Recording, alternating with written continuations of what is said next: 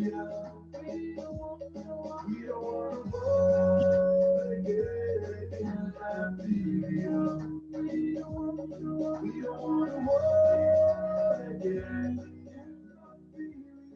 is April 14.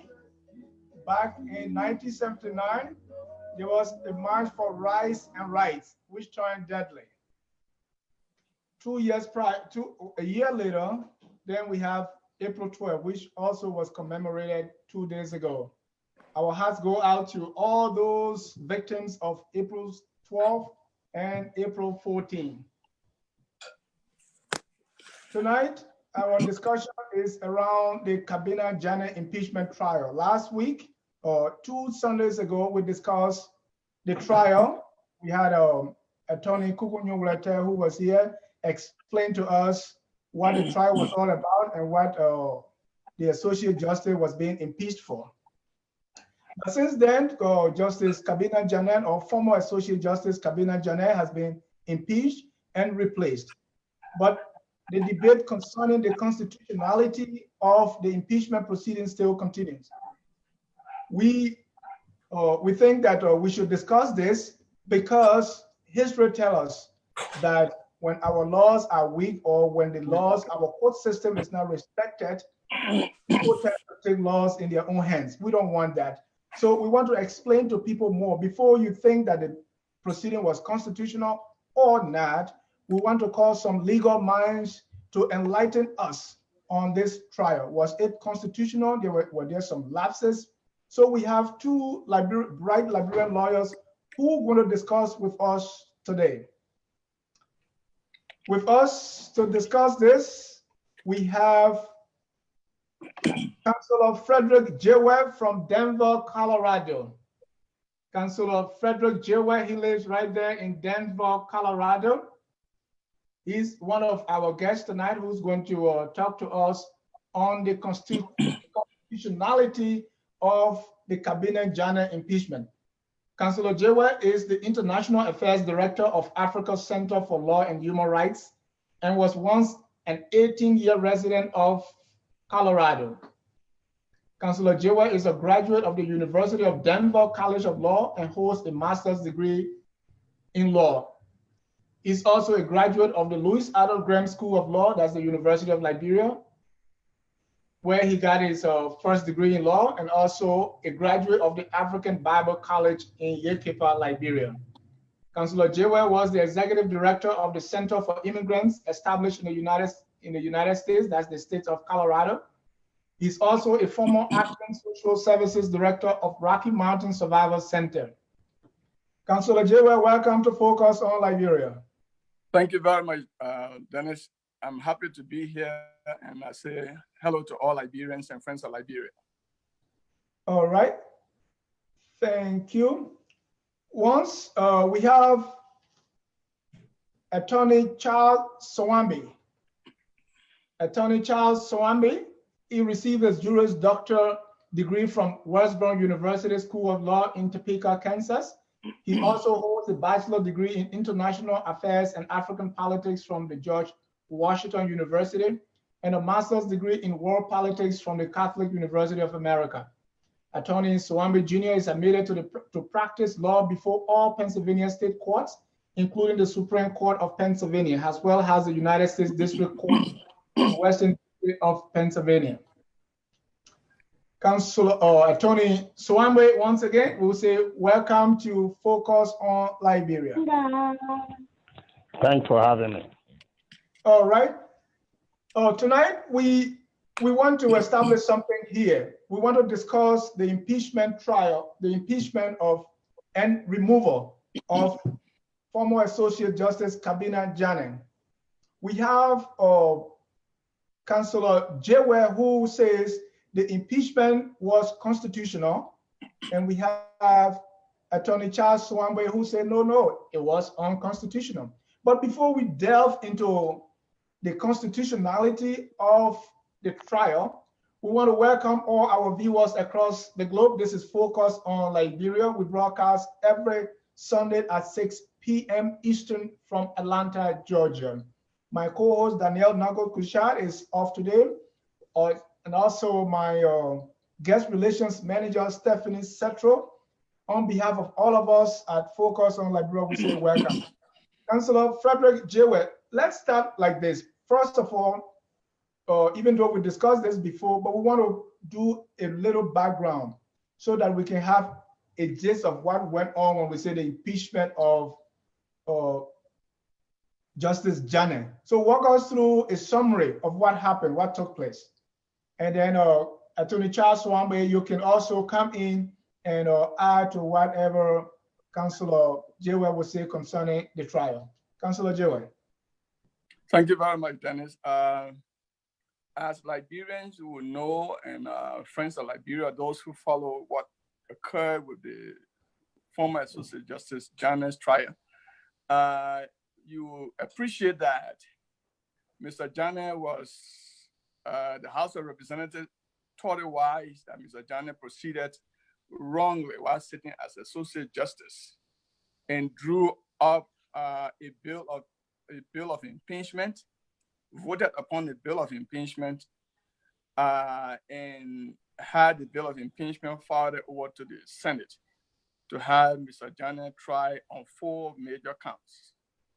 One, Mr. Jayweh was tried for his official malpractice. That's how the House of Representatives referred to the first count, which has to do with the oil road, the gas road taxes that government of Liberia have asked Mr. Musa Bility and some other, I think Amiata and Son, to collect.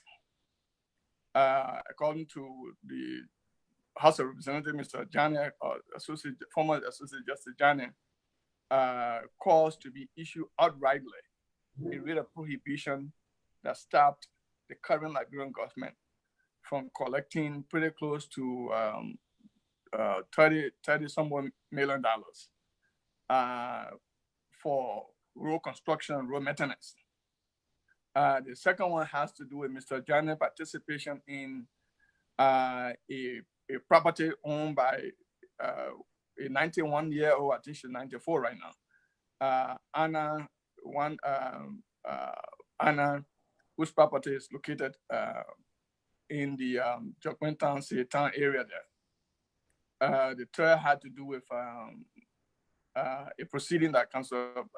Jayweh was part of, that their understanding is that Mr. Jayweh sat on the case, used his official malpractice to sit on the case to the end of the life of the plaintiff when the case got into the Supreme Court. And I think lastly, it also has to do with the charging with theft of property. According to them, Mr. Jayweh used his connection in the House of Representatives to steal out some documents that the House of Representatives had prepared and were about to use in the impeachment proceedings. So factually, the bill of impeachment was sent over to the Senate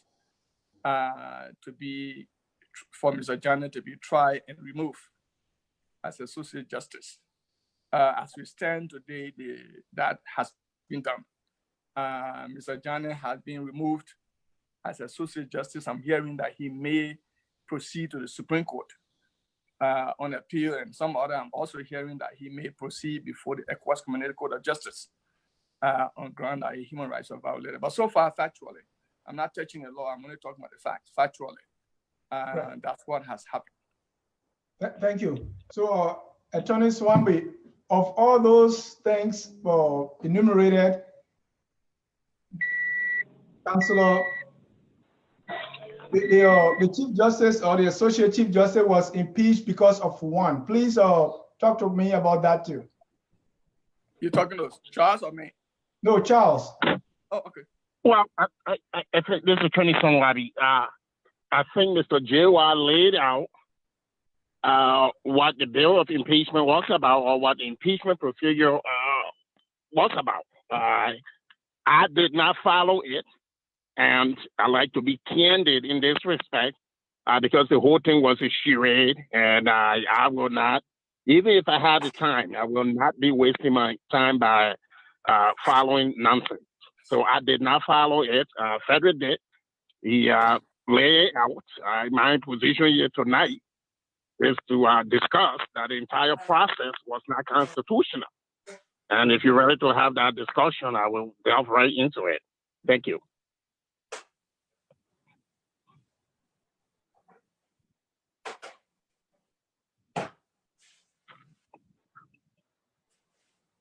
Are you there? Hello? That was the voice of Attorney Charles Swamby. He's joining us from the state of Maryland. Am I right, Charles? No, I'm in Western Pennsylvania. I live and practice in Western Pennsylvania. Right, he's joining us from the state of Pennsylvania, and he's by phone. So let's get the ball rolling. We have two sides here. Councilor Frederick Jayweh thinks that the entire trial, the process was constitutional. Councilor Jayweh, present your case, please. Well, thank you, Dennis. To our friends and the people of Liberia and those who may hold contrary view, everything I'm going to say here tonight or this evening will basically have to do with the trial procedure in Liberia and what the criminal procedure law provides, as well as the civil procedure law, and the Constitution of Liberia. Article 43, which is a cross of the entire impeachment process of the Constitution, provides that the House of Representatives exclusively has the right to draw up a bill of impeachment, to impeach a sitting associate justice, to impeach the president of Liberia, to impeach any other government officials that were elected. So the process of impeachment or the responsibility to draw up charges or bill of impeachment to impeach a sitting justice, in this case, Justice Janet, rested squarely in the hands of the House of Representatives. I'd like to explain a little bit what the process is before the House of Representatives. And what is it lacking to? Because I kept hearing from Liberian brothers and friends and other people who are not Liberians, the debate that due process of law was not accorded Mr. Justice Janet, because you were not given chance to go before the House of Representatives when they were deliberating on whether a bill of impeachment should be drawn and whether Mr. Janet should be impeached by them. Are two separate things. Impeachment and removal after impeachment are two separate processes. And which one of them would attract the issue or the doctrine of due process of law in Liberia? The House of Representatives on its own went ahead, had days of deliberations, and then decided that it was necessary to draw up 4 charges against Justice Janet, and they voted to impeach him.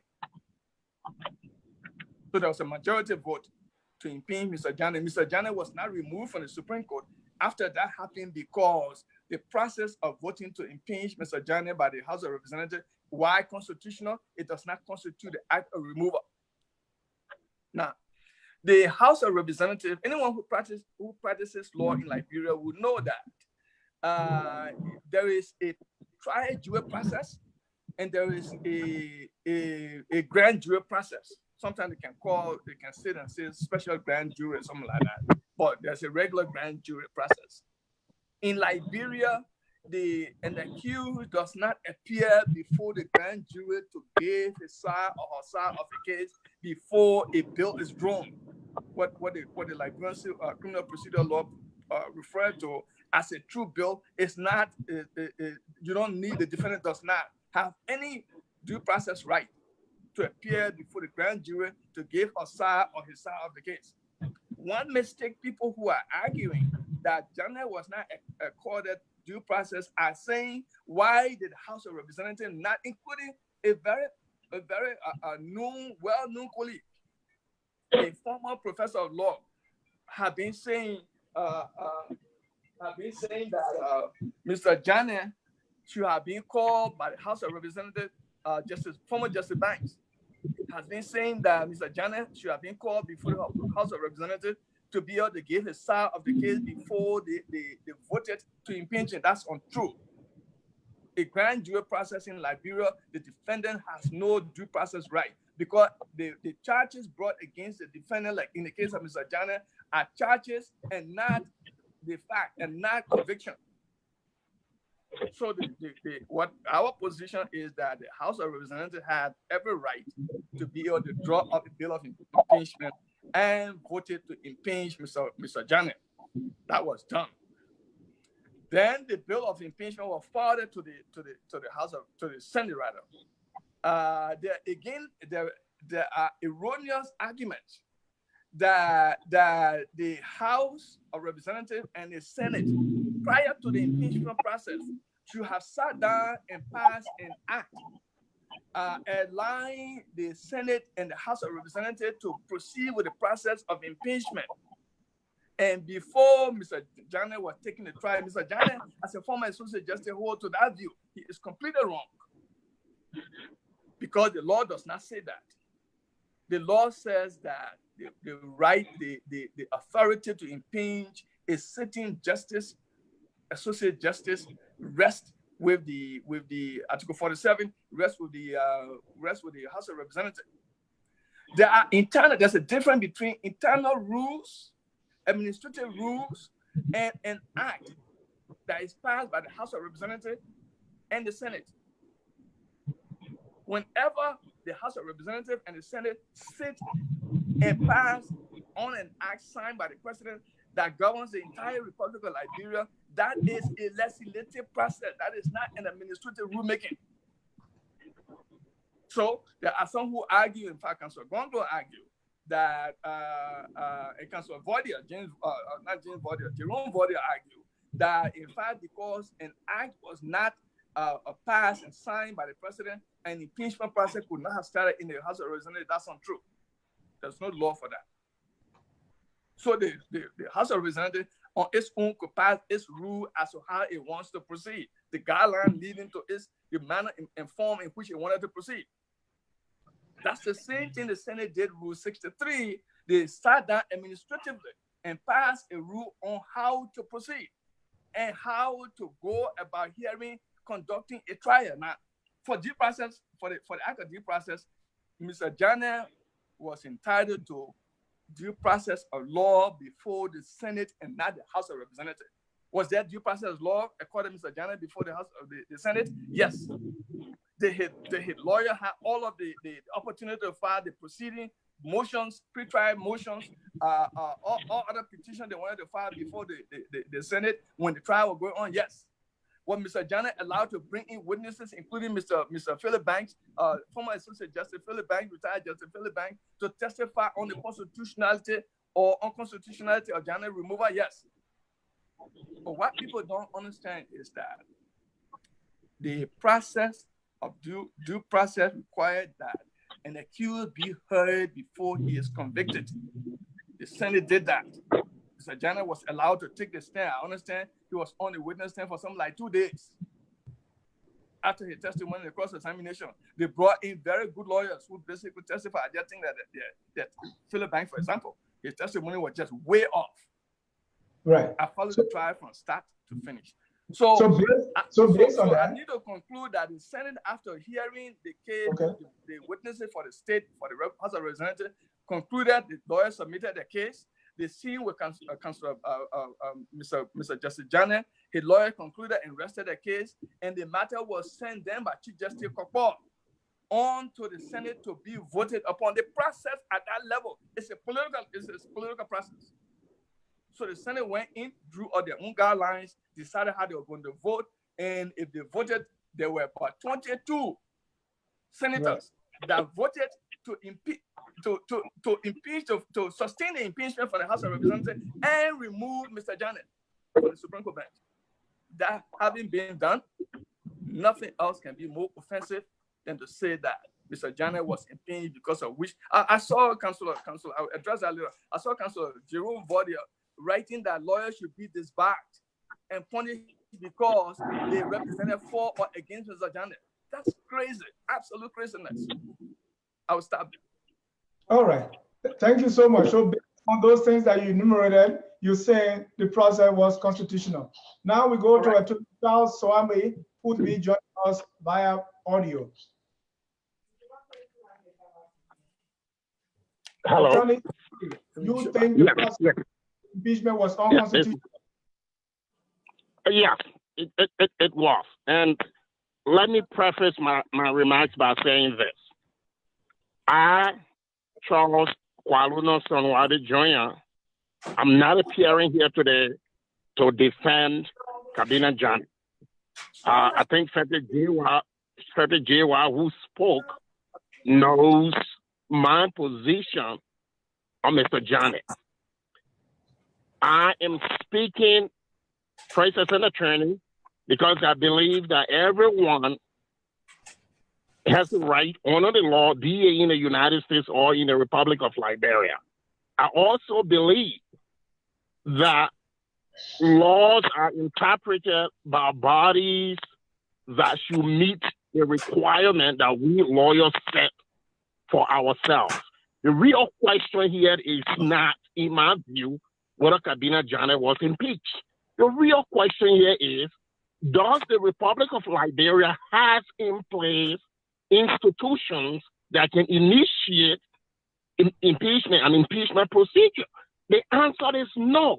We Liberians seem to be preoccupied with celebrating failures, deception, lies. Those things seem to get us really routed up. For whatever reason, I do not know. What is an impeachment? And under what circumstances can an impeachment take place? What institution is qualified to preside over an impeachment procedure? Frederick Jayweh quoted correctly the Liberian Constitution. That's a fact. It's irrebuttable. When the Constitution was written, they envisioned that situations such as the one that just arose in Liberia were going to happen. What the Constitution did not envision is that a debauchery would be put in place under the guise of, a law-abiding body. Yes, the House of Representatives is within its right to bring out impeachment procedure. But what House of Representatives are we talking about? Is that the House of Representatives that was envisioned by our Constitution? No. You got a bunch of sycophants, corrupt individuals who can be bought with brown bags, sitting in Monrovia, unqualified in every way, both intellectually, morally, ethically unqualified, drafting something called an impeachment procedure because there's language in the Constitution that says somebody can be impeached. And then they run it through, having taken their bribe or their share, and then they run it through and say, oh, that the man is guilty, we're going to impeach him. Let us look at the institution that initiated the impeachment, the institution that presided over the impeachment, and ask ourselves this question. Does Liberia have a Supreme Court that can preside over an impeachment procedure? Does Liberia have a House of Representatives that meets a test set forth for our impeachment? On every count, none of them exist in Liberia. This is a joke. I'm disappointed that we're having this discussion. I'm not defending Kabina Jammeh. It has always been my position that even Kabina Jammeh himself is unfit to be called a Supreme Court justice. Okay? This is a brutal man who participated in the killing of innocent people and was rewarded for his butchery and sits on the Supreme Court where he got paid thousands and thousands of dollars that he wouldn't have earned any other way but for his butchery. And now his friends in crime decide, hey, your time has come, we're going to boot you out. But they did it in a way that just reflects the downward spiral that Liberia is on. No impeachment took place. We don't have the institution that can impeach anybody anywhere in the world. Liberian institutions are defective. Liberian institutions do not exist. They are institutional look-alike. We got Ghana has Supreme Court, so we must have one. But look at the character of the people on our Supreme Court. Corrupt guys who can be bought by 20,000, 30,000 to initiate whatever. The whole process was a joke. There was no impeachment. It's a disgrace, and I'm ashamed. I'm ashamed that people will even think that debauchery remotely resembles impeachment. This is nonsense. Right. So Attorney Swami, you're looking at the bodies that are participating in this, the House of Representatives, number one, and also the Supreme Court. So no, I'm looking at the institution. The institution does not exist. Let me add one more piece to it. You've heard since Madam Ellen Johnson Sirleaf became president, right? Trials have taken place. I'll give you one example. Brooklyn, former information minister, was charged with stealing from the Liberian government. The case went to court, and out of the blue, the prosecutor did not show up. The judge threw the case out, right? Brooklyn goes out, he's celebrating, and he invokes illegal consent. That is, double jeopardy has attached. I cannot be recharged for these crimes. The real question is, do we even have a court remotely? Do we have a court that can preside over the trial of someone? Or if this whole thing is sham? It is a sham, and it has been my position that most of these trials carried out by a francophone court should be dismissed, and when the appropriate institutions are developed in Liberia, we should retry these people. The institution does not exist. Cabinet General was railroaded by his own corrupt friends. He himself participated in the corruption. He just got a benefit of what he has participated in over the past 12 or 13 years. Councillor Jayweh.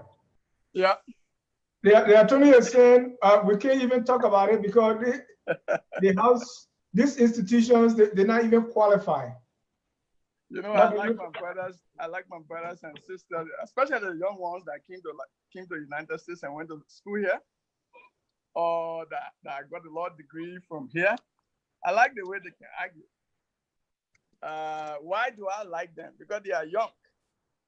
And why do I, say I like the way they argue? Because their argument is political and not legal. Why do I say the argument seems to be attractive? It is because it has no substance. It has no facts. It has no evidence. Now, I'll tell you, Attorney, my good friend just said that Liberia has no, first thing, the Supreme Court does not impeach. Let me just throw that one out of the process. The Supreme Court of Liberia does not sit in an impeachment process. It may hear petitions, counter petitions, and so forth, which happened in Mr. Janet's case. But the presiding officer in impeachment proceeding in Liberia, consistent with Article 43 of the Constitution of Liberia, is a Chief Justice. Mr. Gongo, my colleague and friend, good friend, begin to argue that Chief Justice Francis Kokpo should have refused to sit in impeachment proceeding before the Senate because the Supreme Court was disrespected. Councilor Gongo was talking not as a lawyer, as a politician. I don't know any lawyer who talk like that. And for Attorney Swabi to say that there's no House of Representatives, there's no Senate, there's no Supreme Court, those are all political statements. You can make those statements to make yourself to feel good. Where's the law that says that Bureau is not an independent country? We may not, I was talking to the Liberian people and to you, Mr. Dennis, Mr. Jar. I do not like the government because I think the government has proceeded on many counts that are wrong. But I cannot sit here and say that Janet was not constitutionally impeached because I will presume, and I say presume, like my colleague and friend saying that there is no institution. House of Representatives, the people who were elected by the people of Liberia to serve as representatives in the House of Representatives. So there's an institution. Whether the institution, you like it or not, whether it has a substance or not, there is an institution called the House of Representatives elected by the people of Liberia. So there is a house. Whether you like the senators, I think the senators that have sat in the Liberian Senate are less than what I would measure them to be. But again, there exists an institution called the Senate. People who there may be unqualified, may be taking bribe, as my colleague said. He doesn't have proof that people there took bribe. Where's the proof? You're talking as a lawyer. You're talking about there's a bribe in the Senate, and you had no proof to say who took bribe and how much was given. I'm not talking about what people think about and say. I'm talking about what is available as proof. This is an envelope for $35,000 given by President Weah to each senator to vote to remove Mr. former Associate Justice Janet. People who represented Janet made such statements. Those are straight talks. Lawyers don't talk like that. Lawyer will have proof to say that $35,000. I'm assuming that if you want to use that, you say $35,000 check was issued by Mr. President Weah to each of the senators, the 22 senators that voted and got Mr. Associate Justice Janet out of place. There is Councilor Vodia who also argued that the Chief Justice is deeply compromised. Is that a lawyer talking or somebody who talking politics? You can't have it both ways. Attorney Suwabi cannot say that the impeachment was unconstitutional and then say there are no institutions. Both things don't exist at the same time. There are institutions that illegally impeach Mr. Janet. That could be a position. But you cannot say there exists no institution, so the impeachment process did not go through, but it's unconstitutional. So my colleague has just told you everything that is very, very favorable to a politician. He has not told you anything that is favorable to the law. Can I come in, please? Yeah, and before you come in, let's first establish your criteria or the yardstick for saying these are not institutions. Then you can react to Councilor Jayweh. Look, Jayweh is a typical Liberian attorney, and there seems to be a disconnect with people who study the law in Liberia at some point. Frederick, Jayweh, you and I talk outside of this conversation. We're great friends. We talk.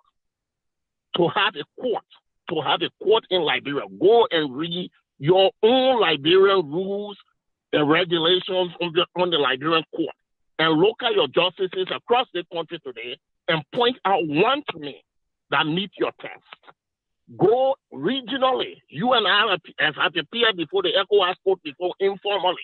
I informally and off your back because you are licensed in Africa.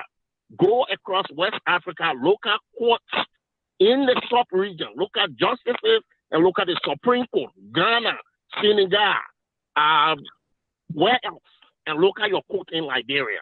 And look at your own rules and regulations, and come out and say, this is a court. If you can produce that and you can make a convincing legal argument as to the ethical requirement of what a judge should be in Liberia, the moral requirement of what a judge is, I'll rest my case. I'm not making a political argument. I was trained as a politician. I can make that argument and win convincingly. To impeach anywhere in the world, you require, the number one requirement is you must have institutions that meet the institutional test. They are impartial. They examine the facts impartially and reach conclusions that are based on the evidence produced. You're sitting here today talking about Brown envelope accusation. Did I accuse anybody of Kabina Janet defense? Did I join them saying Brown envelope was given? The Liberian Senate and Brown envelope is nothing new, though. I can tell you that. Evidence exists that bribery has been going on in the Liberian Senate since time immemorial. So you might find it interesting to accuse those of us who went to law school in the United States of making political arguments. I'm not making political arguments. I'm saying to impeach, you must have credible institutions. And those institutions do not exist in Liberia. They don't function. That's why we have such a disaster. They don't function. That's why we live off aid. You're talking about Liberia is a sovereign, independent country. By what means? Your sovereign country, you can't even guard your border. Don't get me to go nuclear on Liberia. Liberia is a failed state, a bankrupt, corrupt institution that is descending by the day. We shouldn't sugarcoat what is factual. We lawyers, to defend the law, we should defend institutions that should help us adjudicate people's rights in Liberia. Do not exist. Our Senate and our House of Representatives are sham. They are corrupt institutions. They do not exist. Anybody can buy your way through them. That's my position. Right. You want evidence? I can point out evidence for you to see. Right. So Attorney Swambe, let's look at the case and see whether this group that you call corrupt and all the names you call whether they follow the law or not. How do one judge what would be the measure of saying they follow the law? You and I do not. The corrupt people always don't follow the law because they themselves are corrupt. I'm saying credible institution. For the impeach, you must have an institution that is credible. It has people with character and an institution that subscribes to candor. We don't have that in Liberia. And I'm not defending Janet. I told you Janet himself is unfit for the court. The very Jayweh and I have had that discussion over and over. Janet shouldn't have been on the court. It seems though the requirement of being a Supreme Court justice in Liberia is you can butcher people and then we'll put you in the court. You have weak institutions that do not exist. Our Liberian House of Representatives that claim to have drawn up an impeachment article is a weak institution, it's a corrupt institution. The Senate is weak and corrupt as well. The Supreme Court is a brown bag institution. I'm saying the Frederick Jayweh knows the fact he's been political. All right. Anthony Suwama, let me ask you a specific question on what happened. Talk to me about due process. Here is the case of a due process that some lawyers believe that before the bill of impeachment could be written by the representative, they should have called in Justice Janet to testify, and that will constitute due process. Councilor Jayweh is saying no, he's not supposed to call in until the Senate hearing. What does the law say, or where do you stand on that? Look, I've made an institutional argument. To even begin to talk, I wouldn't even legislate due process for a dog in Liberia at this point under the current arrangement. To begin to even talk about due process. Due process is a significant process. It involves significant rights. Only institutions that are fit to address people's due process rights. The real question is, did Cabinet Janet have a due process right? And did Cabinet Janet as a judge also grant other people due process rights? The whole thing is a mockery. Nothing took place in Liberia, nothing judiciously has taken place in Liberia since Ellen Johnson Sirleaf ascended to power. I am telling you that we don't have the institutions in place to engage ourselves in impeachment. We don't have the institution in place in Liberia today to try anyone.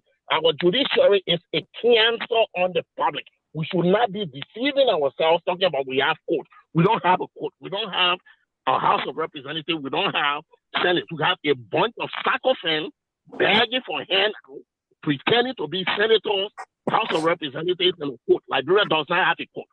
Al Capone, the American criminal whom many books have been written about, if he were alive, and if he were in Liberia, he would be a better judge than our entire judicial system. I'm not going to sit here to make mockery of my profession by talking about the impeachment trial in Liberia. It's a shame. All right. If you are just joining us, this is Focus on Liberia. We are broadcasting from Atlanta, Georgia. We have a caller on the line, and this is not an ordinary caller. Honorable Comrade B. Wiese was one of the 9 senators who thought that the proceeding was unconstitutional. Honorable Wiese, welcome to Focus on Liberia. Thank you. Thank you very much. I can see this issue continues to be very emotive. And so I've been listening to Councilor Jayweh and Attorney Suwama. Hold on one second.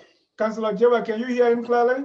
Can you tune him a little bit? Give him a little volume. I can't hear him either.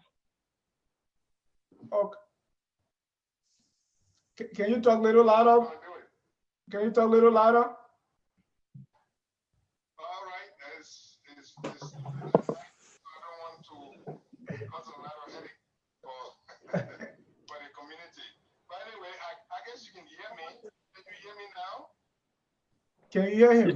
Yeah, I can hear I can hear you a little bit. Okay. Can you hear him? I can hear very little, but go ahead. I will listen.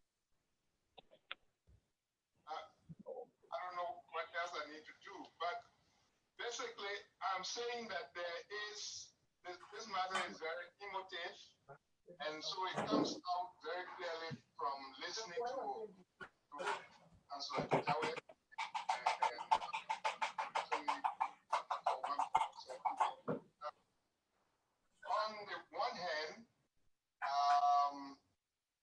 Jayweh is acting purely on the arguments that are not backed by law, that are not backed by the Constitution.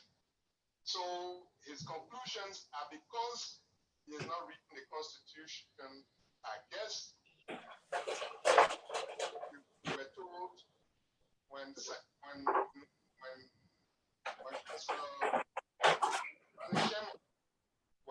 was making his case, that sounded like Jayweh's case. He was told that he was reading the Constitution upside down. That's what I see is happening with Jayweh. In the case of Sowembe, I think making the point about the unconstitutionality of some of the entire process, that is correct. But he is making the case on the ground more like because the institutions are weak or they are corrupt. That is why it happened. And I think let us do the facts. Let us do what the law really is.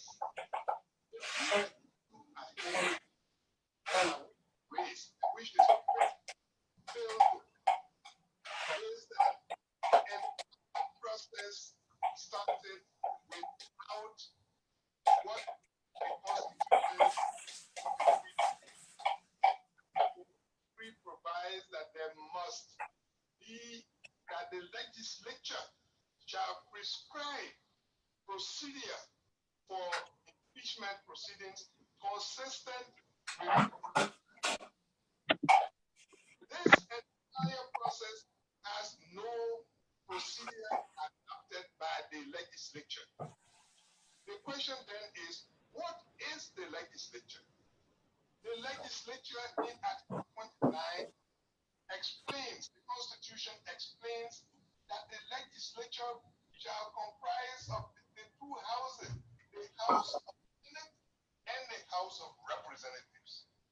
It is true. I can say in legislature. Hold on, Honorable. Let me see if I can give you a little more volume.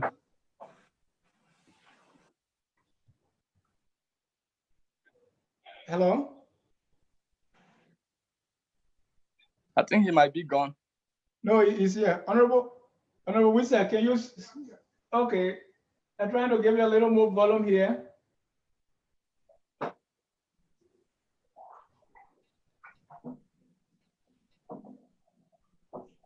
Or can you call our phone line instead of this one? Because I won't see you, right? yeah, but they can hear you. If I use the phone line. Yeah, if you call the phone number here. All right. Let me make sure I got the phone number right. Okay, it's 706 684. I'll be going by 5:30. 0392. 0392. Yeah. That's 706. Right. 684. Right. 0392. Is that correct? That is correct. All right. So I will cut off now and call you on this number. Yeah. All right. But can we address some of the points that the Honorable raised before he come back? Yeah, go ahead and address those points. You know, first I need to let the public know that the Honorable was a party in this impeachment proceeding. He and I think there were 3 senators from the Senate that filed a petition for writ of prohibition before the Supreme Court, led by my line colleague Gonglo, Chairman S. Gonglo, and the miserably lost. And I can appreciate the feeling he has, having lost the case before the Supreme Court. He's calling now. Let me give him the opportunity. Okay. Hello, Honorable Wilson. All right. So can you hear me now? Yeah, you clear. Yeah. All right. So go ahead. Okay.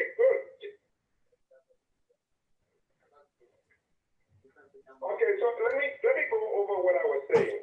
Right. I was saying from the beginning, I thought that, and I thought that we are all aware that this matter is very emotive. There's a lot of emotion. So people get involved with it, and sometimes it gets heated, understandably. So we get one end represented by Justice, by Councilor Jayweh, which is arguing that things are constitutional, yet it is not reflecting the constitutional basis for him saying that it is constitutional references that is making are not in support of the circumstances that we are dealing with, the case that we are dealing with. And so I said, it reminded me of during the trial when somebody had to tell Councilor Manny Sherman that he was reading the Constitution upside down. So that's the same thing I'd have to say about what I'm hearing from Justice Jayweh. I mean, well, maybe one day you'll be justice, but... Mr. Senator, thank you. Jayweh. The second, so one day, Anthony Sawambe, I think there's a lot of emotion that making him to argue unconstitutionality correct. He is very correct. But the main argument is about how corrupt and weak the system is. Therefore, no credit at all to other people who are making a strong case and who are representing integrity and representing law. Because I do not accept that I am one of those who will be described as people acting on the basis of brown envelopes and all of that. And I think I'm trying to do my best, like some of my other colleagues. So having said that, I want us to go to what the issue is. Right from the beginning, the unconstitutionality of this entire process begins with the failure to act on Article 43. The last sentence in Article 43. That article, and I have to read from the book published by Athea Solutions. And if anyone has it, you look at 43, Article 43. Article 43 reads, Article 43 reads about the power to prepare bill of impeachment is vested in the House of Representatives, and the power for all impeachment is vested solely in the Senate. When the President, Vice President, or Associate Justice is to be tried, the Chief Justice shall preside. When the Chief Justice or the judges of Associate Justices and Judge of subordinate courts of record, the power to prepare bill of impeachment is vested in the House of... Sorry? Go ahead. Okay. The President of the Senate shall preside. The person shall be impeached, but by the concurrence of 2/3 of the total membership of the Senate. Judgment in such cases shall not extend beyond removal from office and disqualification to hold public office in the Republic.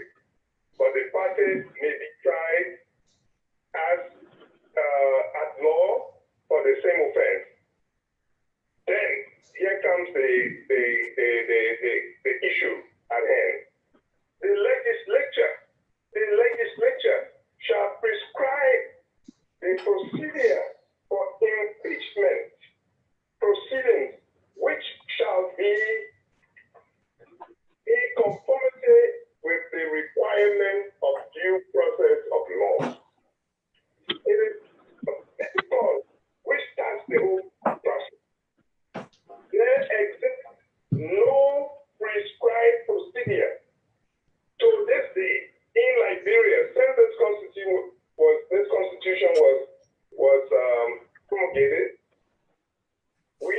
not been able to prescribe, the legislature has not prescribed the procedure for impeachment proceedings.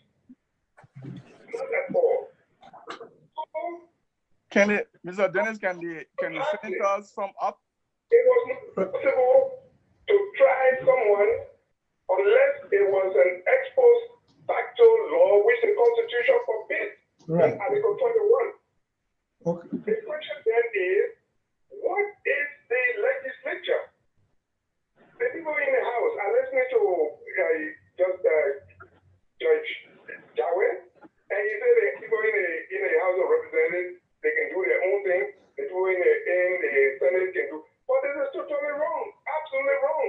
The legislature must do it. The legislature means in Article 28 of the Constitution, 29, the Constitution says that legislature comprises of two houses, and the two houses must act together, and that is when the thing is called a legislation. All right. And it is in legislature assembled. So that's your point. That's point one. That is, it was not both houses doing it. So now, what's your, if you can summarize your next point, why you think the process was unconstitutional? The first thing is, you could not start an impeachment when you don't have the rules. You get to act on the basis of law. There was no existing law. Absolutely not. So this was the first case that we raised with the Supreme Court. We, 4 senators, took the matter to the Supreme Court for the Supreme Court to make illegal, to define for us the legislature, and there being no procedure prescribed when the Senate began to work on Senate Standing Rule 63. Senate Rule 63 of the Senate is not constitutional. It has no basis. It does not stand anything in law. Mr. Jack, can the senator summarize his argument? Okay, let's Councilor Jayweh respond. Let me finish because you need to know the facts, okay? That I'm active in this matter. Okay. So spend a year about what the Supreme Court failed to deal with this actually, to the question that was put to the court to define the legislature. They only said that because we were senators and other senators passed on this, so we had no standing. There was a weak argument, very poor argument. There was the court running from it.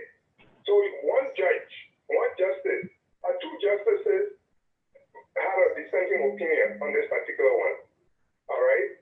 Then Justice Janet also called for prohibition that the House of Representatives could not continue its work because there was no rule by which they were operating. He wanted to know what the rule was, and there was no due process. So I want to know what is it that is constitutional about this, because the Supreme Court has not made determination on this matter at all. Thank you. So let me hear what Jayweh has to say. Councilor Jayweh. Yeah, let me thank the senator for his position. But let me also add that the senator is attempting to relitigate what he and Councilor Gonglo, along with the other 3 senators, did before the Supreme Court and lost. We got one institution in Liberia, and that institution is empowered. Can you talk a little louder, Councilor Jayweh? Yeah, we got one institution in Liberia, and that institution is the Supreme Court of Liberia, that is vested with the constitutional authority to declare what the law is and is not. In the case of the Honorable Senator, they proceeded rightly by going before the Supreme Court by way of a petition for a writ of prohibition. They lost. It's a simple thing that they lost. Okay, you can go back to Facebook now. You can hear the response. I should go back to Facebook, and then you can hear his response. The senator, the honorable senator, decided to re-litigate, as I said, what he and the other 3 senators did before the.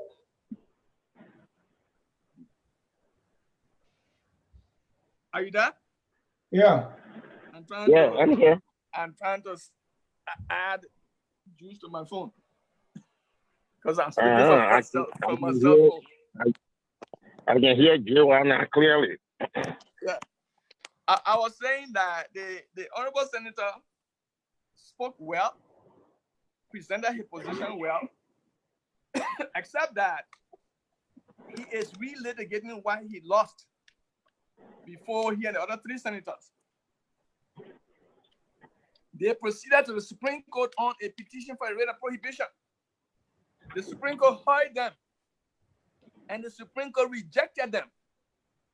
And so to come back here and start to argue that there were no due process accorded to Justice Janet, there were no rule or procedure for the House to impeach Janet, there were no rules or procedure for the Senate to vote and remove Mr. Janet from the Supreme Court. It's just erroneous. Again, there's a difference between legislative rulemaking and legislation. When legislative rulemaking come into force, the rules that are made are rules that govern only the House of Representatives, for that matter. Say if the House of Representatives made a rule, legislative rule, procedural rule, or how to proceed, those rules are binding only on members of the House of Representatives and not on the Republic of Liberia. I'm sure the senator knows that. Rule 63 that was that was made. Rule 63 that was made, that was enacted or that were passed by the Senate was in conformity with Article 43, the last portion that the senator read. And that the Senate on its own again could draw up administrative rules. Those rules could govern its process and procedure in how it proceeded. The senator may disagree. I appreciate that. But you cannot say the Supreme Court having ruled against you. There's a process when you get a judgment from the Supreme Court ruling against you, the lawyer representing you, or let me say there was ineffective assistance of counsel, then you will say the lawyer that representing you, the Liberian procedure, the rule of court provides that within 10 days after that judgment, the judgment is handed down and served on the party. The party who disagree with that Supreme Court final judgment will file a motion for re-argument. Councilor Gondro and the rest of them who appear for the senator didn't do that. The rule enacted by the Senate did not need to be a legislation. There's a difference between enactment of a law, a legislation being enacted by the House of Representatives and the Senate, and rules that they make to govern their procedure. The senator doesn't appreciate that. Councilor Jayweh, according to them, it's supposed to be a concurrence.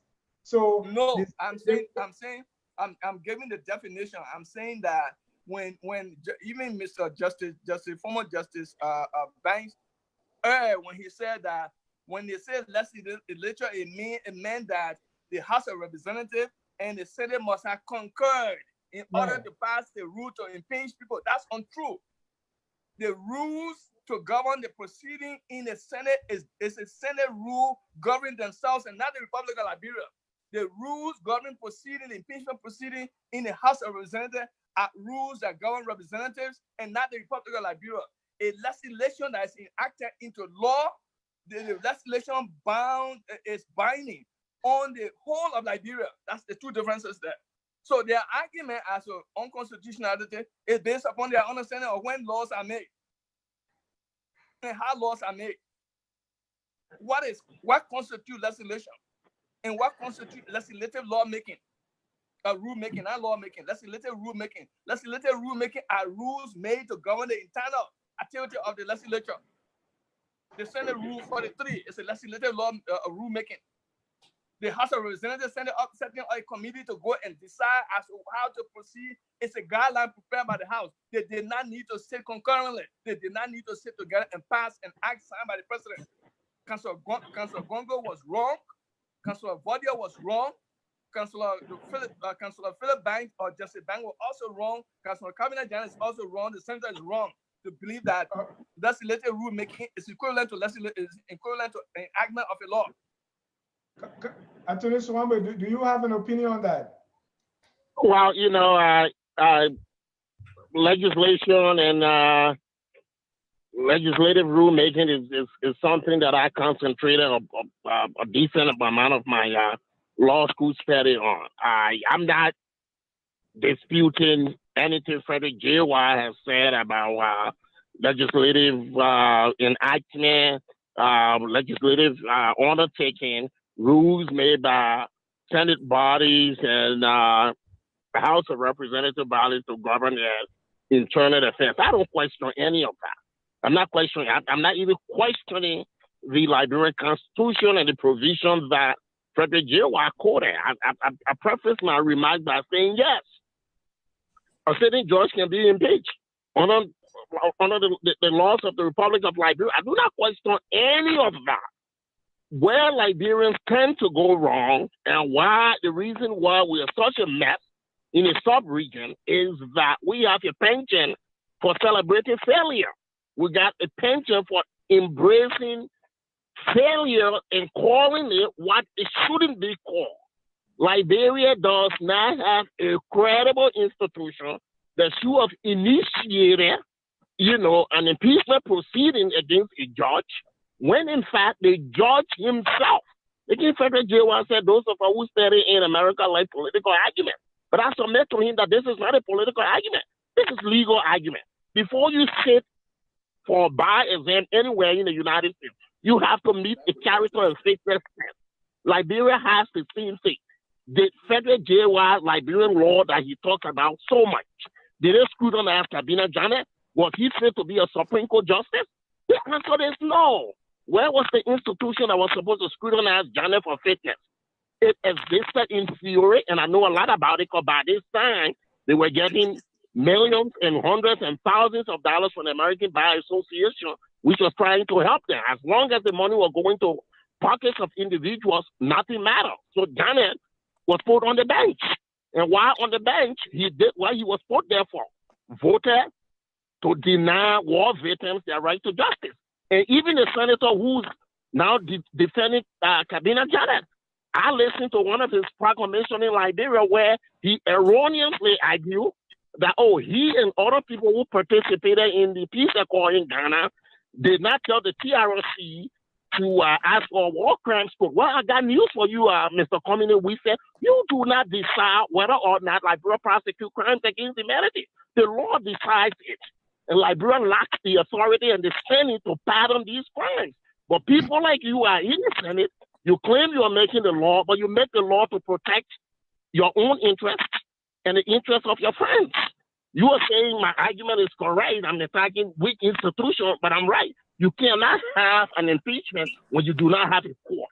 You cannot have justice in Liberia when the court does not exist. Liberians overwhelmingly do not believe in our institution. They are weak. My disagreement with Frederick Jayweh is not on the substantive argument here. My disagreement and our disagreement is on whether or not a credible institution exists in Liberia to initiate and oversee an impeachment proceeding. I am saying no. To put anybody through that will amount to an unconstitutional undertaking, because the body that initiates such an undertaking does not exist. That's my argument. Right, and I get that argument. So let's assume for a minute, okay? Let's look at the rules, because one of the arguments against saying that this was unconstitutional, because the Senate changed Rule 63 in the middle of the game regarding the printing of the ballots. So according to you, even though the institution is weak, but in that case, can the Senate rule change during the process, or Attorney Swambe? I'm unaware, and Jayweh can correct me, because he's a Liberian lawman. I'm unaware of any procedure that prevents the Liberian Senate from changing their law anytime they wish or so desire. I don't know. I don't know whether such a rule exists. Maybe it does, but I don't know. Let me And to can answer I that address question, that, Mr. Jack? Can I don't know. Yeah, you can go ahead.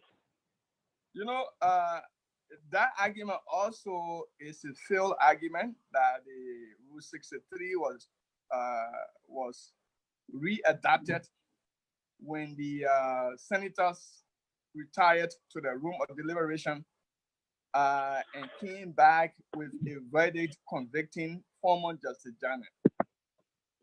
Those who hold to such an argument, again, are playing around with what is a guideline. What are guidelines that are used, or what were the guidelines that were used to be able for the senators to retire to the room of deliberation and vote decided on the 4 counts that finally one of the counts that had to do with the road fund convicted Mr. Janet.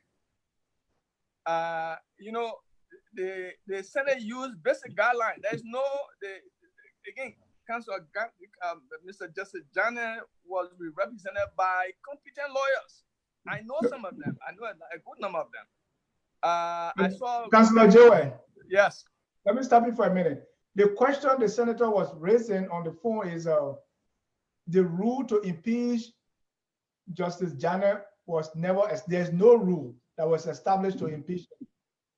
Okay, let me answer to that. And that question has not been answered. I said the senator is wrong. The senator is wrong. Everyone else who holds such a view is wrong, because the Article 43 provides that the legislature shall prescribe rules or procedure to impinge a sitting justice. The legislature did just that. When you say legislature, was it both house, both the Senate? No, I just answered the question that there are 2 things in play here. One, there is a process referred to as legislative rulemaking. Okay. And then there is a process referred to as enactment of a legislation. The 2 processes are not one and the same. The legislative rulemaking are, for example, the House of Representatives, before members of the House retired to decide to impeach former Justice Janet, they set up a committee that set up a rule that review how the guidelines by which Mr. Janet, the House of Representatives was to vote and impeach Mr. Janet. In their legislative rulemaking, the House of Representatives decided prior to voting that they will follow a process in which they will draw up counts to say Mr. Janet did A, B, C, D, 1, 2, 3, 4. That was the guidelines they drew up. That was their legislative rulemaking. For the Senate, and then that legislative rulemaking was never challenged in the Supreme Court to interpret whether the House of Representatives proceeded wrongly. So what is not challenged is accepted. That's what our law says. All right. Let the Senate respond to that. Let me see the Senate. Rule 63. Rule 63 was the legislative rulemaking of the Senate. Rule 63 Hold on, Senator. Hold on, Senator. Hold on, let him finish. Rule 63. Rule 63 is also legislative rulemaking. It is different from an enactment of a legislation. I'm sure the Senator appreciates that, and he knows that. All right. Hold on, when you make rules, when the rules are made in the Senate and in the House or in the House of Representatives, those rules govern only the senators, not the Republic of Liberia. When you enact a legislation that becomes law, the president signs it. It is printed into handbill. It becomes a law binding on the whole republic, not legislative rulemaking. All right. Let the senator respond to that. Senator Wisse. Yeah, I think sometimes when I listen to Judge Jayweh, he seems like he's making my argument, but then when he concludes, the conclusion goes the opposite way.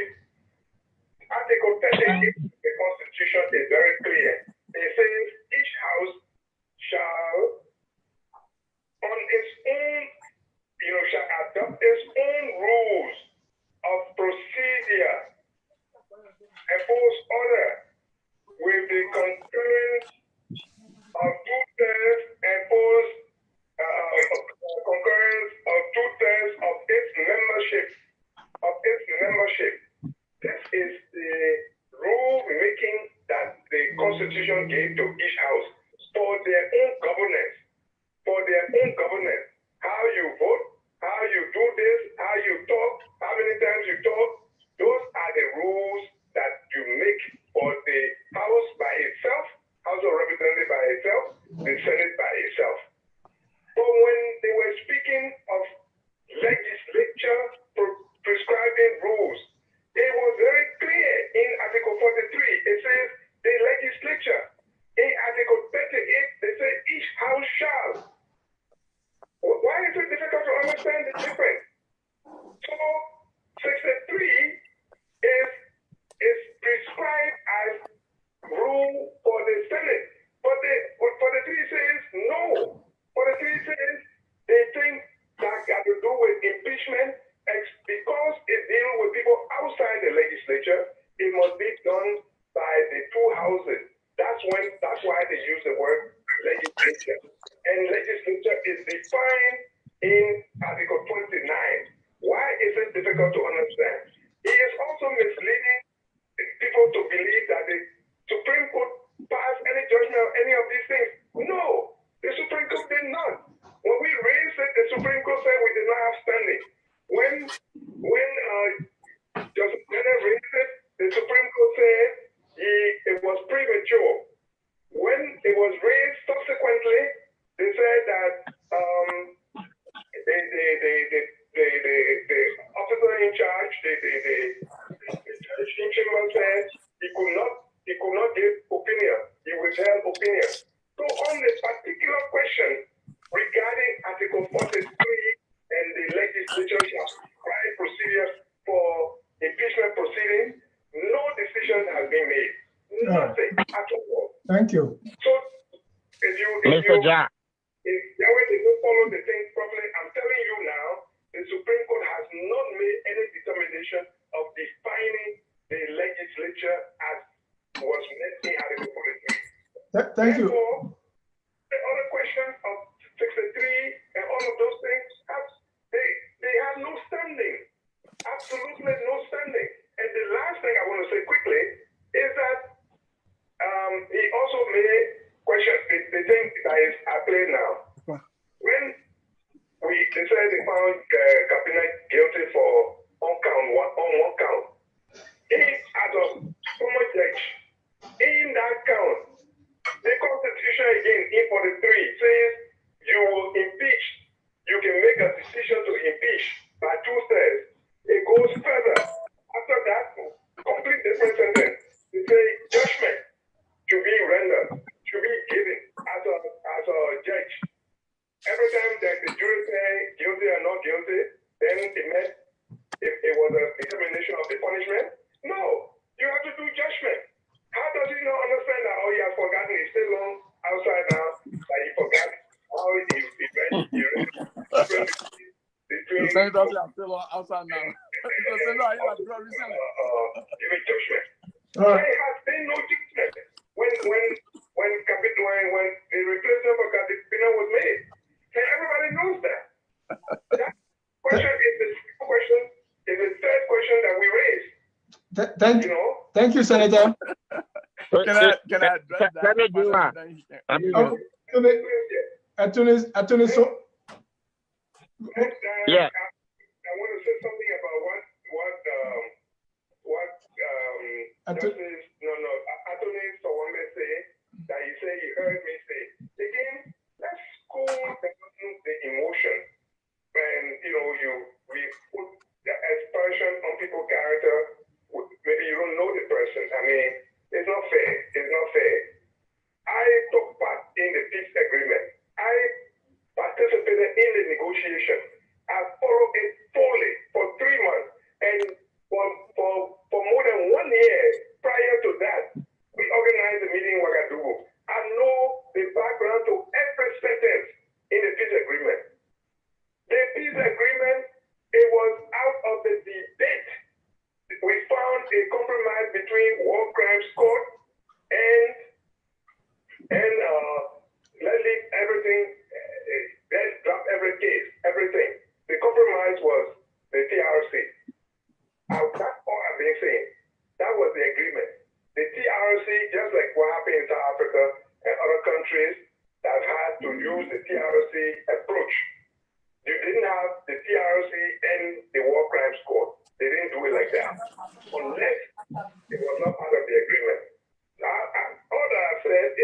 agreement we had was that we will have the TRC, and that there was no excuse for anything which was considered international crimes against humanity. There was no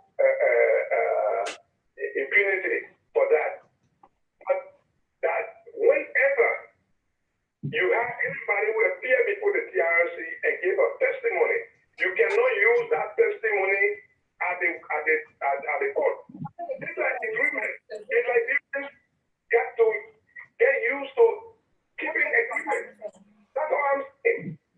Thank you. You know, Thank you, Senator Wilson. listen to me, and we can talk later on. Right. After this thing, so we can help each other understand what we are doing instead of just casting aspersion on people's character. You don't know the people. You don't know what we've been doing. No. I feel I should interject. Nobody is casting aspersion on your character. I heard when you spoke, I read your statement over and over. What I said was, you, as a participant in that peace process, did not have the right to decide for me, a material victim, whether or not prosecution was not necessary. And irrespective of what agreement you reach in Ghana, that agreement in and of itself does not prevent prosecution under international law. So when you get up in Monrovia and say, well, this is not what we reach, you know, you're trampling on other people's rights. You will be better served quoting your agreement and saying, hey, as a matter of law, maybe I do not understand international law, so I'm leaving this side to those who are expert in it. But when you make remarks, like you wearing in the St. Peter Lutheran Church, I was there. You do not know what it means to see your relative being killed. I was there. So when you get up in Monrovia or in your chamber and make those kinds of remarks, then you are not helping to advance Liberia. You are helping to create the next crisis, and I should tell you the truth. Thank you. Let's go back to the Can I add? Let's go back to the trial. I have a question from Facebook. I don't want us to forget my audience from Facebook. Dr. Sam Govo is saying Article 73 prohibits the trial and impeachment of judges and justices for judicial opinions passed while serving in offices. Why Janet was impeached, because of his opinion on the bench. Councillor Jayweh. The people who cite 73 appear to cite 73 in a literary form and do not take into consideration what constitutes official malpractice in office. And they believe that there is a blanket protection. There's a blanket protection for justices and judges when they sit on a bench and proceed wrongly. The same goes for lawyers. There is a process of lawyer-client protection privilege. But when the lawyer assists a client to commit a crime, the privilege is removed. One way to look at that is that the privilege is not absolute. Article 73 that the good doctor just mentioned is not also absolute. It requires construction. It requires application based upon the facts that you have before you. What did Justice Janet do to get himself impeached? I'll tell you what he did. There are two justices that are on the Supreme Court, and both of them are removed already. I mean, not one of them retired, the other one was removed. Justice Philip Banks was in the habit of issuing writ of prohibition outrightly, without ever thinking that the process, also the civil procedure law, also provided for a citation and a conference. The reason for that is that to ensure that judicial discretion is not abused. So a conference could be held in the case of the prohibition that Justice Janet received from Mr. Musa Bilete, Amiata and Son and others. Justice Janet, while in chambers, automatically issue the writ of prohibition without having a citation to be issued for a conference to take place. When you do that without looking at, without taking clear judicial notice. Let him finish. I need to conclude. Let him finish. Let him finish, Senator. On how everything happened. Mr. Senator, I need to proceed. Senator, I know you don't ask you to get in the Senate, so I need to proceed. I don't know where you got your information from. Let him finish. I need to proceed. Yeah. I need to proceed. Go ahead. Go ahead, Councilor Jayweh.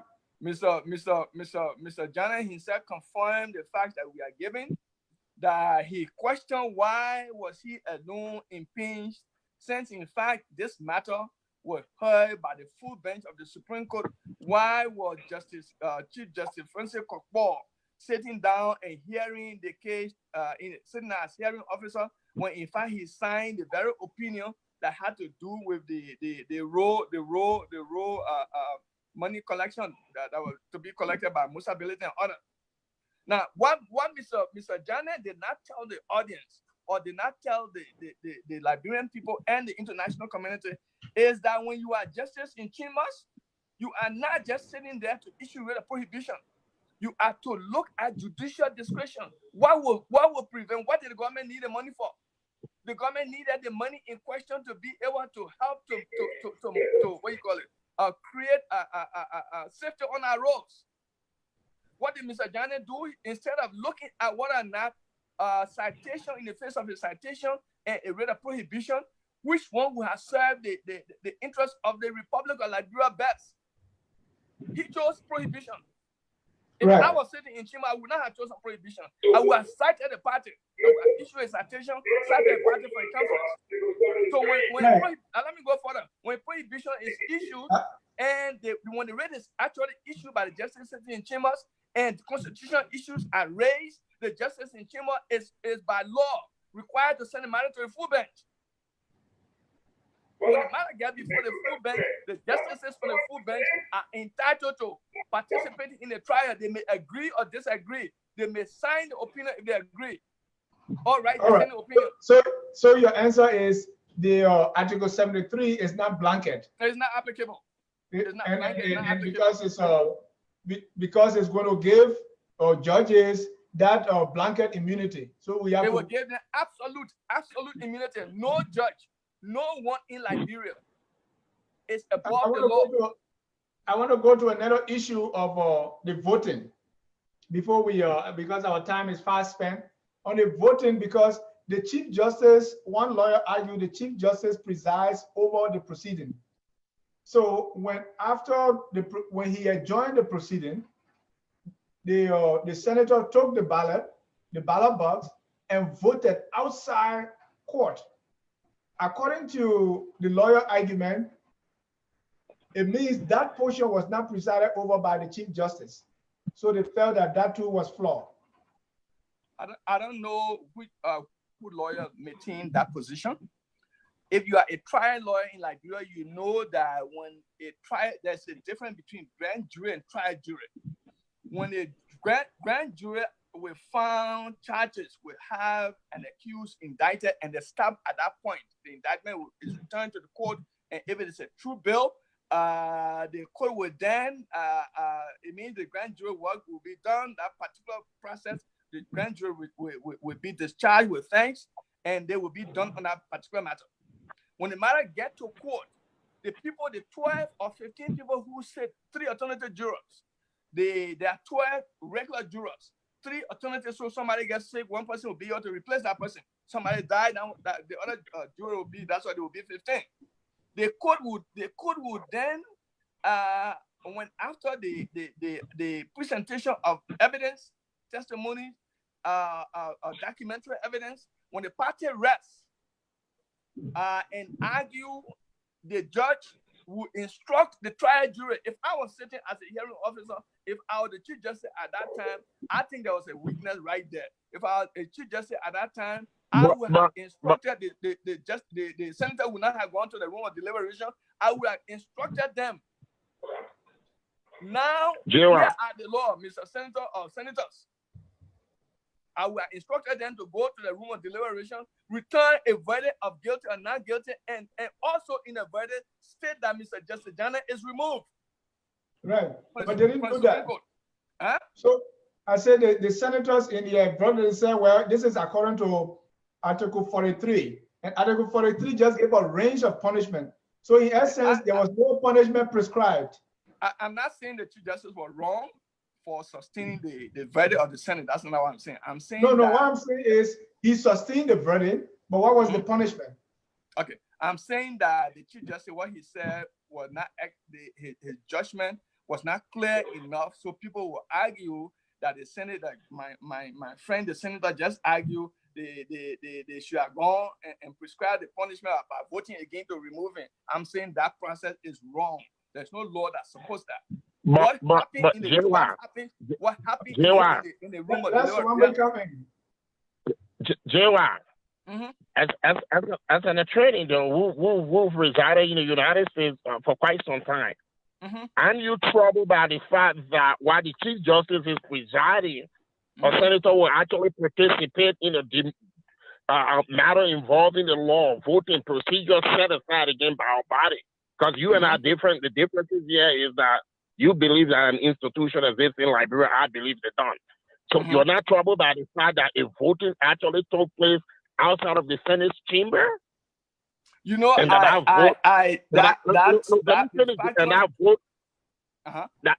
me just finish. And that vote was counted in a removal procedure. Again, I want to be very clear, though. I'm not a supporter of Kabina Janet. I'm mostly defending institutionalism is what is really my argument. You are not bothered by that? I'm not. Let me tell you why. I'm not bothered by what you just said. I will state why. I do not have any factual. I do not have evidence to sustain the allegation that the senators. But let's assume that in fact exists. That in fact some of the senators voted outside of the chamber and that vote was counted. If that fact exists, they have. Let me answer that. They have the Senate again. I believe the House of Representatives, the Senate have the court system. The institutions are pretty weak. There are some reform needed, but I do not believe that we do not have institutions. I believe the institutions need to be propped up, need to be reviewed, and need to be strengthened. That's what I believe. I don't believe the House of Representatives doesn't exist. I don't believe that the House of Representatives doesn't exist. I also do not believe that the senators that were elected were not elected. I don't believe that. They were elected. I believe there are nobody. Again, Frederick. Yes. You are a great friend. Please don't misquote or misrepresent me when I am live on Facebook. I did not say that the House of Representatives does not exist in Liberia. It has never been my argument that a Senate does not exist. I'm saying that those institutions, as far as the constitutional requirement laid down in our Constitution, those institutions are not functional. They are defective. I'm not the only person saying it.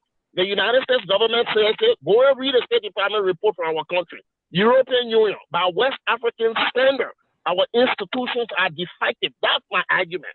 And my argument is because impeachment borders on people's rights, important rights, the same go for walking through a court. When I wake up in the morning and argue cases in the Court of Common Pleas of Pennsylvania or the United States District Court, I am going there believing that the position that I represent will be given some attention on the basis of the law. What I'm telling you is that does not occur in our country. There are lawsuits that were filed since Madam Cllr became president. They haven't been heard because somebody pays somebody. That's what I'm saying. I'm saying our institution exists in name. They are pseudo institutions, and we Liberians should not celebrate failures. We should work to reform them. We should work to get an actual Supreme Court whereby Charles Somebody and somebody from a village in Bon County can go to court and get their grievances addressed. The Liberian people do not believe in our institutions. They are reflected in our daily lives on the street. I do not believe that Kabina Janet was impeached. I do not believe that a credible institution existed to impeachment. I believe you were railroaded by some of his own friends, and he himself participated in the corruption and debauchery that Liberia is today. That's what I'm saying. Thank you. And Councillor Jayweh, you said you really don't have the facts concerning the voting or where it took place. No, I have the facts. I'm saying I do not have any fact to state that the senators left the confine of the Capitol building and went to some marketplace or went to some hotel. Let me ask one of the senators who voted. Let him tell us. No, I will tell you where they voted. I followed the situation. I know where they went to vote. They designated the new portion of the Capitol building, the recently constructed Chinese portion. I guess that's a chamber. It's a new chamber they built. There where the senators were to retire and vote. They all went in there and voted. People to believe that the senators they left the chambers where they had a trial was different from where they voted, but it was within the confines of the Capitol building.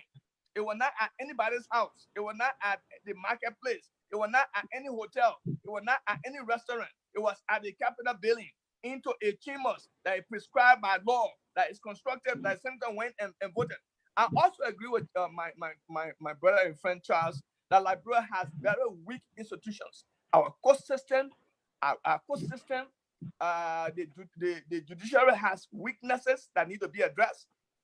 So what were some of the weaknesses in this case? What were some of the weaknesses of the judiciary or the institutions that came to prominence in this case? Well, no, I'm looking, for example, in this case, I saw that there were prohibition proceedings. Let's take the senator prohibition that they filed, and the Supreme Court knocked it out and said that they didn't have standing. I, as a justice sitting on the Supreme Court, would not have proceeded that way. I would have made sure that they are heard and denied them. But to argue on the standing portion and say, oh, you know, they don't have standing, so they don't have right to sue, therefore, let me just throw them out of court. No, I would not have done that. I would have made sure that they would have made their case, and then at the end of the day, we would reject their argument based upon the fact that it's not supported by law. That's what I would have done. I would not have rejected them. But let me also add, the senator is forgetting the fact. Let me also add that the very council, Mr. Jayweh, filed a prohibition proceeding before the Supreme Court to stop the House of Representatives from impeaching him. And Mr. Jayweh was represented by competent lawyers. They were he had people like Councilor Superwood, Councilor Emmanuel James, Councilor Jimmy E. Pierre. They had Musa, not Musa Dean, what the boy name? Johnny Momo, Councilor Johnny Momo was also present. And these lawyers are competent lawyers. So when they lose a case in the Supreme Court, don't argue that the thing was not heard on its merit or heard on its merit. The Supreme Court rejected that. Councilor Jayweh, we have 5 minutes to close. So I just want to give the senator a chance to give his concluding statement. Senators use 1 minute, 30 seconds. No. I just want to because you asked the basis of I want the facts. Yeah. Yep. Simple facts are that one, that when we are talking from what we have been doing, like Anthony Jayweh, this debate is not about from my side. From our side, we keep arguing that we are in defense of the Constitution to ensure that our institutions work consistent with the law. Fact to give is that Kabila Jané the motion from the prohibition motion was to ensure that the people in the lower house go according to due process and provided for in Article 43. That was not going on. Therefore, he called it to be halted. Then they refused to listen to the court when the court called them to order, invited them for conference. That's number one. Let's get it straight. Okay. Question of the election. There being no rules as the prescribed procedure. There being no prescribed procedure. Decided to use the amended rule of the Senate, which was unconstitutional. In the middle of it, they they changed again and brought something they call guidelines. The vote was done in the Senate chambers, but for 26 votes, it went for more than 40 hours to count. And the ballot remained open and was left in the custody of the president pro tempore, who was also a voter, who was a clear person campaigning for cabinet to be removed. So that was the cause of that. Now, if something like this, because we did not have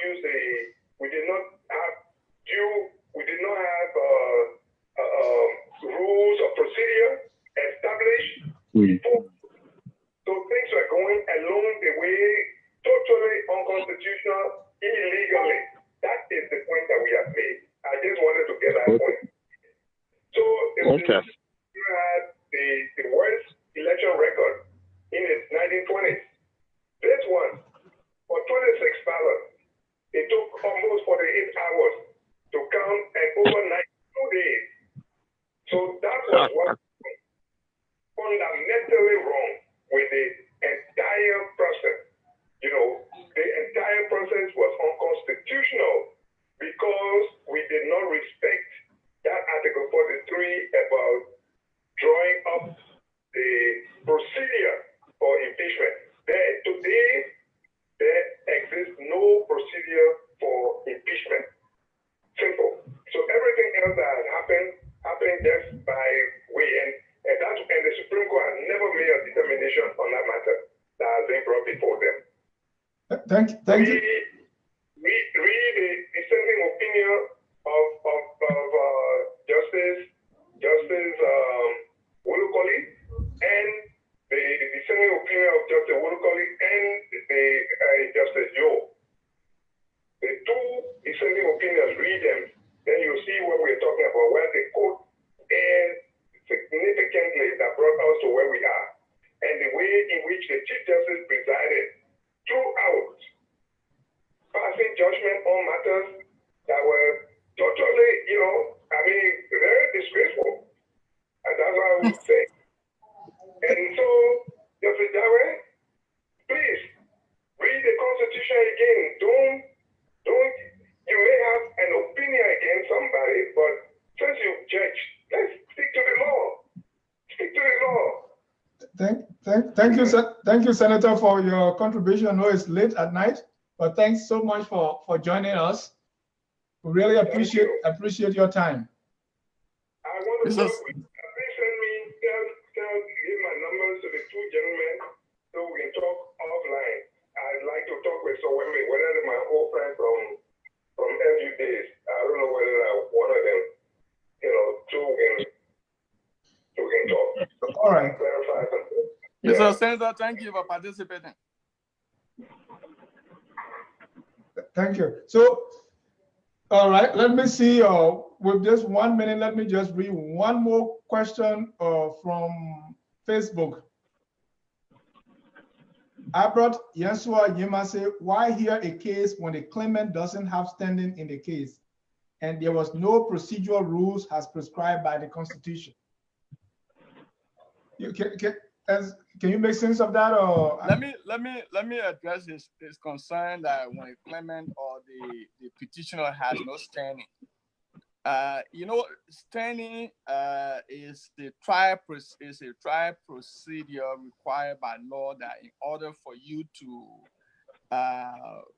purport or prosecute a civil or criminal matter, that's a civil matter for that matter.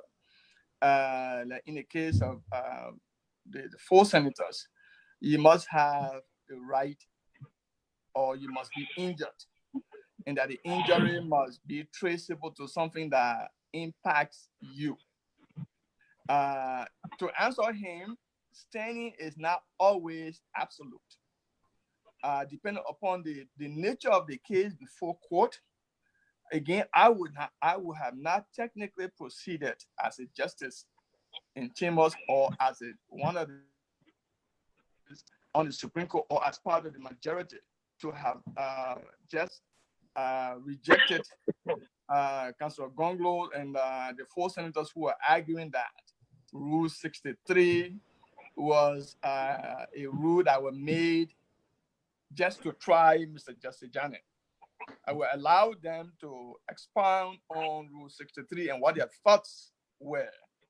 And then I will have allowed the government lawyers to also look into the argument or counter-argue whether or not Rule 63 was constitutional or unconstitutional. All right. And then I rejected the 4 senators because they didn't have standing. Neither the facts that they presented was supported by law for which the prohibition could be sustained. Prohibition is a process that stops an illegal act in issue or undo something that is illegally done. In the case of the senator's argument, it did not matter at all. It did not satisfy the test of prohibition. And so the Supreme Court should have gone further to allow them to argue, but then rejected them. I would have done that. Thank you.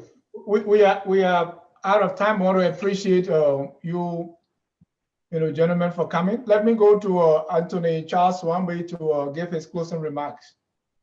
Oh, 1 minute. Well, I'm thankful for you for asking me to appear here today. I think this is the second time that I have appeared on your show. Frederick, Jayweh, and I are not far apart. I hope nobody misconstrue whatever took place here. In fact, we both, like I said, we both worked together in the past, going as far back as appearing before the ECOWAS court. So we know one another very well. I do believe, and I'm of the conviction, that our institutions are weak. I think they are crooked institutions. They are corrupt. Our judges lack the character necessary to become judges. Our Supreme Court is the weakest in West Africa, even if we can call it a Supreme Court. I think the Janet matter, in concert with other matters that have taken place, present us Liberians with a unique opportunity to continue to push for better institutions, to build institutions that we can live with, an institution that can authoritatively preside over our rights under the law. The laws are there, they are written, there's nothing wrong with Liberian law, but we do not have the institution that will interpret the law. The entire impeachment process was a sham. I personally will not allow a dog in my household to go to court in Liberia. A court exists there in name. The character that is needed to be on a court does not exist. This corrupt process should be rejected by Liberians, and we should advocate for better institutions. Thank you for having me. Thank you, Attorney Charles Wambe Jr. Councillor Jayweh, your final remarks. You know what happened in Liberia with the impeachment process is what you get at the end of the day when history shows that the institutions that you put into place are managed by people who may not have the ethical or educational background sufficiently to be able to manage them. Howbeit, we will not dismiss those institutions. We will, meaning from our point of view, Africa Center for Law and Human Rights will not dismiss those institutions. We will work to ensure that those institutions are strengthened because it will help the process further than trying to reinvent the wheel.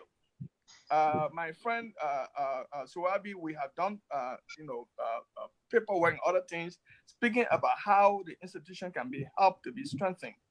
But at the end of the day, it should be upon all of us that the Senate would then act consistent with law, and that the Liberian people have some responsibility here. We elect senators who are competent and qualified and understand what it means to represent the Republic of Liberia as senators. And they will elect representatives who also know what it means representing the districts that they come from. Not jokers, not people who come in there and can be easily manipulated. I don't have facts that they were manipulated in this case.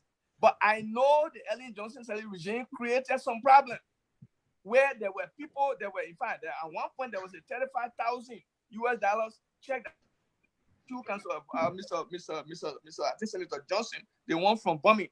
His check was published on the left side that we're all able to see.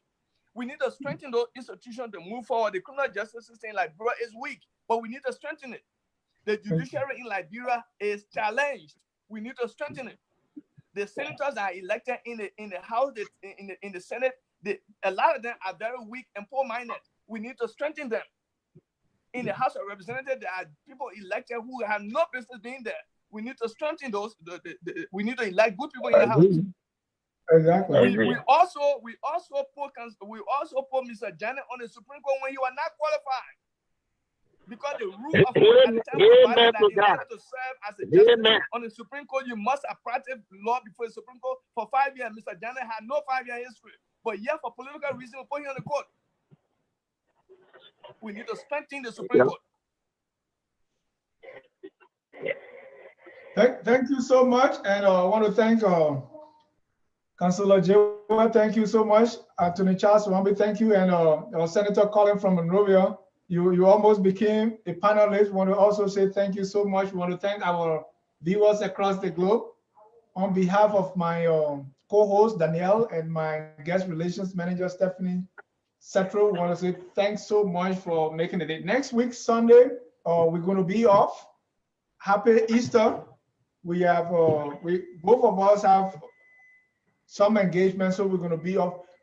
As a result, we're going to come to you on Wednesday. Our colleague Omari Jackson, who was here in Atlanta, Georgia, went to Liberia some 5 years ago. He's back, and we're going to be looking in his diary. While he was in Liberia, he covered a lot of issues as a journalist. And so he's going to be joining us Wednesday at 7 p.m. to discuss things from his diary. And you don't want to miss that. Once again, on behalf of all of us here at Focus on Liberia, I want to say thank you so much for joining. We wish you a good and godly day.